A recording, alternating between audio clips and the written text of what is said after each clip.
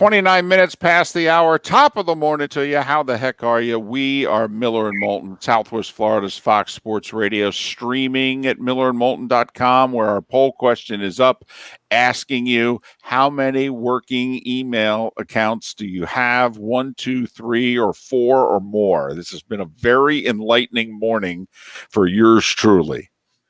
Very enlightening. Yes, it has, because he was under the assumption up until this show that everybody just had one email address. Well, maybe two.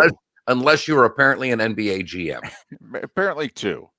That's what I thought. I thought, I'll give it 2. Wow. And I love the fact that people are asking, do I have to include my porn and my Ashley Madison accounts in this answer? And our answer is no, you do not.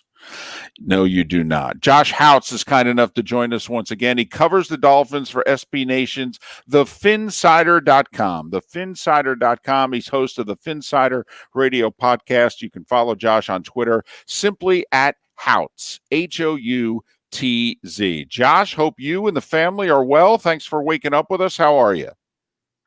I'm doing great. Thanks again for having me, and same to you guys. I hope your family's doing well as well. Well, a week ago we talked. It was Jacksonville. There was everybody picking Jacksonville except for you, Josh. You thought pretty highly about Miami, but you kind of finished sentences with fins up, so it's tough to take you always seriously on that.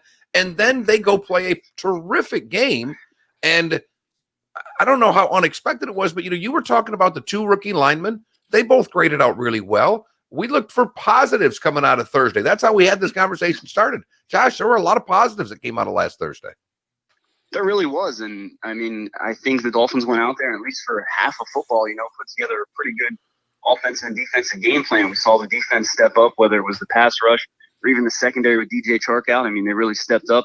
And like you mentioned, the offensive line, I mean, they've been playing great despite what, Pro Football Focus or other websites might rank some of those players. But Solomon Kinley and Austin Jackson have been playing great. The other guys, Ted Karras, Jesse Davis, Eric Flowers, they've also been playing good. Miles Gaskin's running the football. So, yeah, I mean, the Dolphins put together a very good performance, at least in the first half, and they got their first win of the season against a team, like you said, that we all saw it in the pregame show. Everyone picked the Jags to win that game.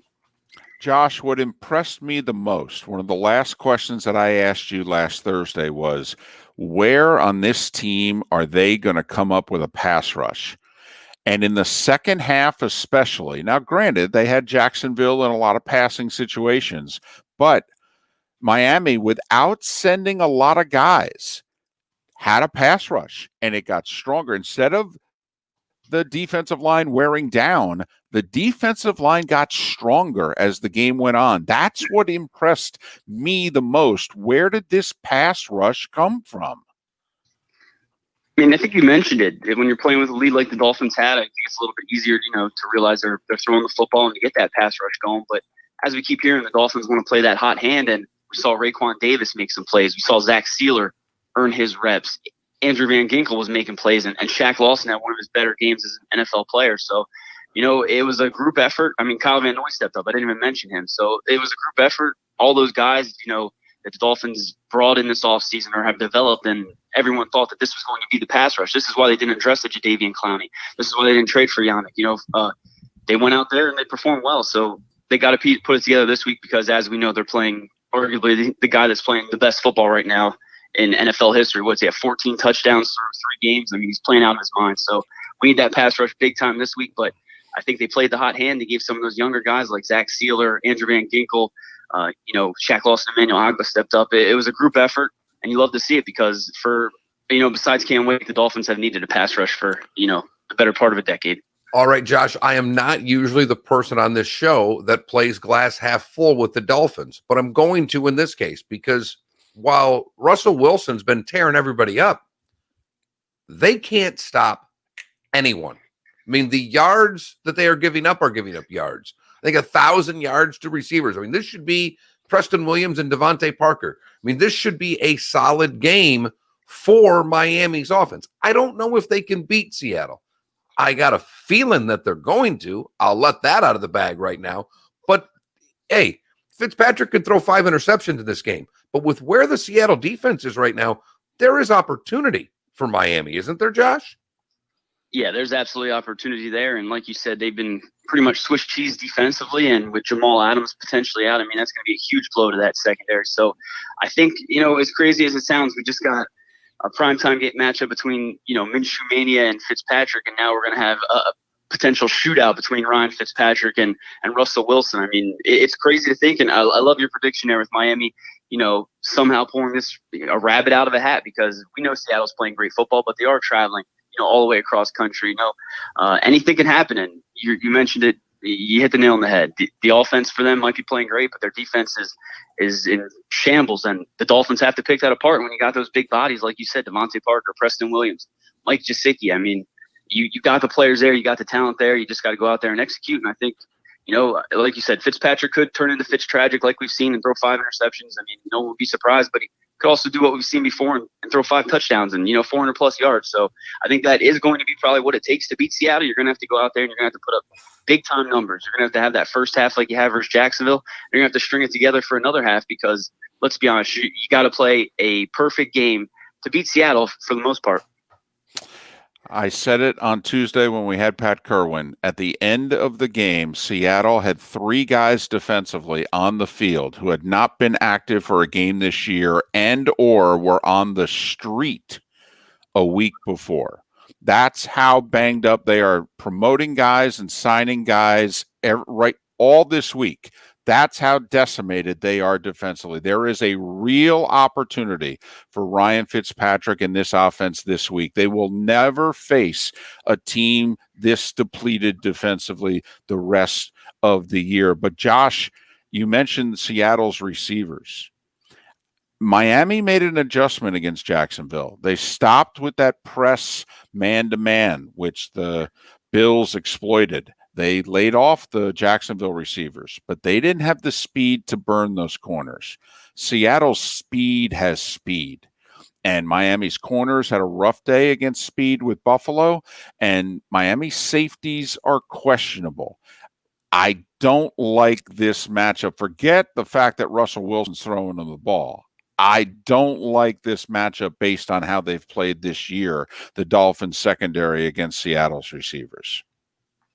Yeah, it's going to be a tough matchup. And you mentioned that week against Buffalo. We know Noah Igbenogany got burnt bad by Stephon Diggs. And we heard yesterday at the press conference, I think Brian Flores said, these corners might not be the same ones that we started week 1. And that's very, very concerning for me, because even if you have Xavier Howard out there, we've seen the way he's played. I mean, he's not the same player he once was. And Byron Jones, I mean, I don't think he's going to be ready for game time. So it's definitely an uphill battle. And even if those guys were both healthy, which they're clearly not, I mean, that's a tough matchup. DK Metcalf is, one of the best young receivers in the NFL. Tyler Lockett's speed racer. I mean, like you mentioned, they just have all the weapons in the world. And Miami secondary, the safeties are absolutely questionable. We know Eric Rowe can drop down in the box and play a little bit.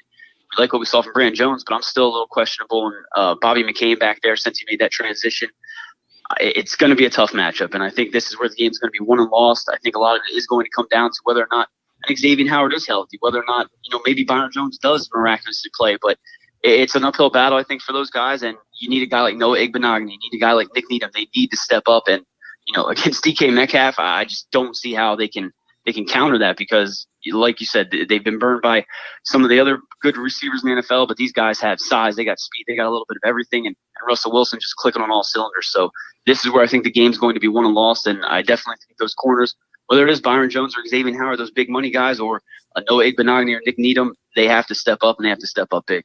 Well, and I think the other thing about this, we talked about what's there in the passing game and the opportunities with where the defense is. At the end of the day, you're going to have to still run the ball. Gaskin played pretty well. They're going to have to do something, because you got to limit possessions for Russell Wilson.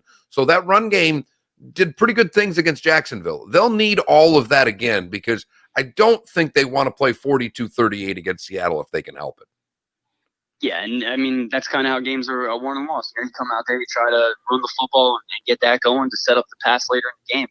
You're 100% right about Myles Gaskin. I mean, at the beginning of the year, who would have said he's going to be the guy, clearly out-snapping Jordan Howard or Matt Breida? I mean, it's truly phenomenal how big of a leap, I guess, he made from, last year to this year. And the coaches see it, and he's playing well. He's becoming an asset in the passing game. He's making smart decisions with the football. They definitely got to go out there and pound that pound that rock if they want to limit Russell Wilson's possession time, because again, like you said, you can't get into a shootout with Seattle no matter how depleted their secondary is, no matter how good the Dolphins pass rush is. You cannot give Russell Wilson time. You cannot allow him to do what he's done, and I just don't know that the Dolphins right now have the pieces to stop that. Problem is Seattle's number one defensively against the run. And part of it's because they're 32 against the pass, but Seattle for a couple of years now has been very difficult to run against, and even Zeke and the Cowboys couldn't run the ball effectively last week. It's difficult to imagine the Dolphins will get much of a running game going. He's Josh Houtz. He covers the Fins for, well, thefinsider.com. Thefinsider.com. Also listen to his Finsider Radio podcast. You can follow Josh on Twitter at simply Houtz, Houtz. Have they talked at all about a timeline for the backup quarterback? Or is that not even on the radar yet? I'm not sure it's on the radar yet, but I mean, that is the $1 million question. That's what all the fans are waiting for. We do know he missed practice yesterday with an illness. Hopefully he's back at practice today, but Tua Tagovailoa, I mean, he's the talk of the town. He's all Dolphin fans can talk about, but I don't think there's a timetable with that. And I think you got to continue to let this offensive line develop. You got to continue to see where things are at. And then, Ryan Fitzpatrick has to string together one of those tragic games. And at some point this season, I think we'll see Tua, but there's no timetable set yet. And that is a good thing because Seattle's at home this week. This is an opportunity. We talk about college teams and like the Canes, where the Canes fans are all fired up. There's no such thing as moral victories in the NFL. But at some point, even if Miami were to lose this, is this a game that can you walk away from this, Josh, as not only someone who covers it, but obviously someone who likes this team a lot? Can you walk away from this game losing 38-35 and go, all right, this is what we need to see? Or are losses still just another loss? This might be the Miami Dolphins fan in me talking, because I think we've all suffered through, these 8-8, 7-9 seasons. But I think if you go out there and you lose a 3-point game to the Seattle Seahawks with Russell Wilson, like I said, playing the best football in NFL history through 3 games from the quarterback's perspective, I mean, if you can come out of that with a 3-point loss, I definitely think that's one of those, like you said, there's no moral victories, but to know that your offense can go out there and hang with Seattle, despite how depleted their secondary is, and, come away with a 3-point loss, I absolutely see that. But at the same time, at some point, this Dolphins team needs to start winning these football games. And at that point, then we can start talking about playoffs and things like that. But moral victories are nice. You want to see a win, but if you can if you come out of this 38-35 against Seattle, I think you can find some positives in that for sure. Dolphins with the extra rest, however, don't rest on the fact that Seattle has to travel east. The Seahawks have not lost in the Eastern time zone for 2 years, including in the playoffs last year in Philadelphia. Seattle has learned to travel very effectively. So if the Dolphins do pull the upset, the Seahawks can't use travel as an excuse, because they have quite a nice winning streak going in the Eastern time zone. Josh, we appreciate your time. Thanks so much. Have some fun on Sunday, and we'll talk to you soon. Yeah, thanks again, guys, for having me. Enjoy the rest of your day. And again,